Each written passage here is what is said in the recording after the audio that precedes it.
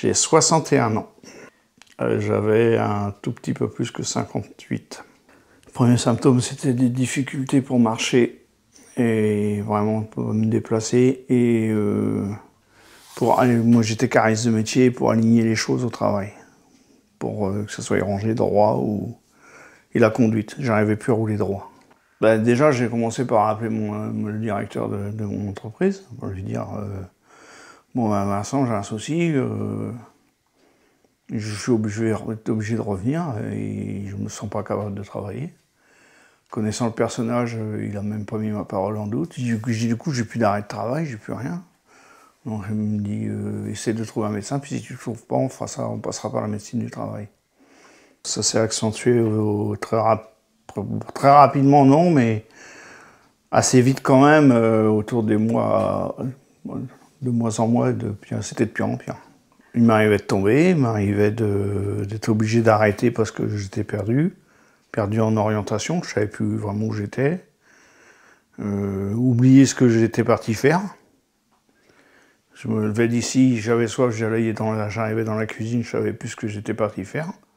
J'avais des difficultés à me retenir d'aller faire pipi. J'avais donc des fuites urinaires, donc je me suis dit à ton âge, du coup moi je m'inquiétais pas parce que je pensais que c'était l'âge et que c'était la prostate. Bon, on trouve toujours des excuses soi-même, même si on n'a pas fait médecine. Si vous voulez, dès que j'avais envie de pipi, s'il fallait que j'y aille, dès que je chantais, il fallait que j'y aille tout de suite, parce que fallait pas que je dise ah bah tu vas attendre, des fois on attend, bon, mais non, je pouvais pas attendre. Faut pas avoir un couple fragile quand il vous arrive des pépins comme ça, parce que votre couple, il en pâtit quand même, parce que c'est pas marrant pour votre partenaire. C'était épuisant nerveusement et moralement. Je me suis rappelé qu'à une époque, je chassais avec un médecin généraliste et je l'ai appelé, j'ai dit oh Bernard, c'est Jean-Pierre, est-ce que tu peux me prendre parce que j'ai expliqué quoi. Il me dit bah viens me voir. En discutant, il m'a orienté vers un kinésithérapeute je me rappelle déjà plus, un vestibulaire, merci, qui lui m'a demandé mes IRM parce que j'avais une quantité d'IRM phénoménale, parce qu'à chaque fois, il regardait mes hypophyses ou l'hypophyse et ça venait pas de là. Il me faisait faire des lampes qui s'allument, il fallait taper si vous aviez un écran avec plein de lumière, il y en a une qui s'allumait là, il fallait taper dedans, là, et ça, j'y arrivais pas du tout, j'étais complètement... Moi qui, quand même, de nature, je suis un peu vif, là, j'étais complètement à côté de la plaque, j'arrivais à rien. C'était horrible. J'avais l'impression d'avoir 90 ans. Le kiné, lui m'a dit, vous faites certainement de l'hydrocéphalie. Où là, on a commencé à chercher un neurologue. Donc le docteur m'a fait un courrier pour aller voir un neurologue, parce que vous ne pouvez pas prendre rendez-vous chez un neurologue comme ça. Et de là, mon épouse a trouvé 2 neurologues qui pouvaient me prendre, dont un. Et justement, ce neurologue-là m'a dit, je vais vous en orienter sur un service spécialisé sur l'hydrocéphalie. Et de là, je suis tombé sur un neurologue qui m'a orienté sur le docteur qui, lui, est vraiment quelqu'un qui se spécialise dans l'hydrocéphalie. Il est neurochirurgien. Lui, il m'a pris, il m'a fait faire un IRM, il m'a expliqué qu'il fallait qu'il me fasse une ponction lombaire. Chose qui est obligatoire pour déceler cette maladie. Et de là, ça a confirmé l'hydrocéphalie et j'ai été opéré le 14 décembre. Mais entre les premiers symptômes jusqu'à l'intervention, il s'est passé pratiquement 2 ans. C'est quand même quelque chose qui n'est pas connu. Lui-même, lui, m'a dit, c'est soit c'est des personnes très jeunes ou âgées. Et moi, vu mon âge, c'était pas logique que ça soit ça. Il m'a fait un test d'infusion. C'est pas du tout douloureux, c'est vicieux.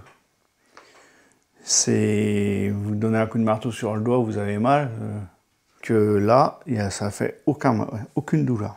Vraiment aucune douleur. Ça se remarque pas.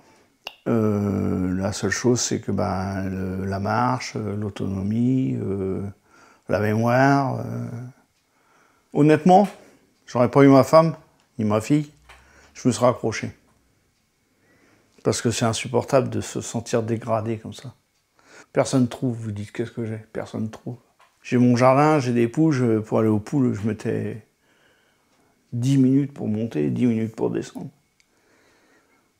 Mettre la table, c'était un voyage par assiette, j'arrivais, et puis des fois je revenais, je mettais la table, je revenais, j'avais déjà mis les assiettes, j'ai dit mince, bon, je repartais avec les... Vous voyez, comme c'est une maladie qui n'est pas connue, il faut vraiment trouver les bonnes personnes. Donc moi, je suis tombé par chance. Ça a été long, mais par chance, je suis tombé sur le service où tous les gens sont vraiment dans le domaine de la neurochirurgie. C'est vraiment un service spécialisé. Il faut vraiment aller voir les bonnes personnes. Et c'est pas facile à trouver les bonnes personnes. Et surtout savoir trouver des gens qui savent lire un IRM. Moi, j'ai une confiance aveugle en la médecine, surtout en France, parce que franchement, on est quand même pas mal lotis. L'intervention, ça fait pas mal. Vous êtes opéré, mais ça fait pas mal. On peut pas dire que ça fait... La seule chose, c'est qu'il faut pas être amoureux de ses cheveux, parce qu'il vous rase... Mais moi, il me quitte, donc il m'aime pas. Il était quand même assez...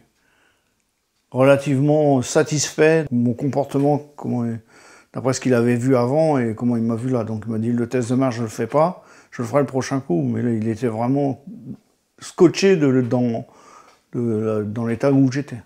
Ah oui, mais c'était impressionnant. J'étais fluide pratiquement 8 jours après l'intervention, c'était nickel. Vous retrouvez votre autonomie, même les fuites urinaires ont disparu, tout. La mémoire, c'est peut-être aujourd'hui ce qui me fait un peu plus défaut. Ah bah c'est plus agréable hein, quand même, enfin j'espère surtout pour elle. Ça soit diffusé chez des médecins généralistes, et même peut-être chez des kinés vestibulaires, parce que j'en ai le premier que j'avais vu, il pensait que c'était l'oreille interne, la perte d'équilibre. Et peut-être que si les ORL et les médecins généralistes avaient une connaissance plus approfondie de cette maladie, peut-être qu'ils auraient une pensée plus rapide pour les patients, parce que j'ai pris du poids, j'ai perdu de la force, j'ai perdu tout ça. C'est long à se remettre. Je pense que si ça avait été plus connu, j'aurais pu gagner 6 mois, voire 1 an. Donc je me force à faire un peu de marche tous les jours. Ma femme travaille à 800 mètres de la maison, ça m'arrive d'aller la rencontrer. Là, ça va être le jardin, je vais tous les jours dehors dans le jardin. Je ne reste pas à rien faire. Si vous commencez à rester devant votre télé, c'est un suicide à petit feu quelque part.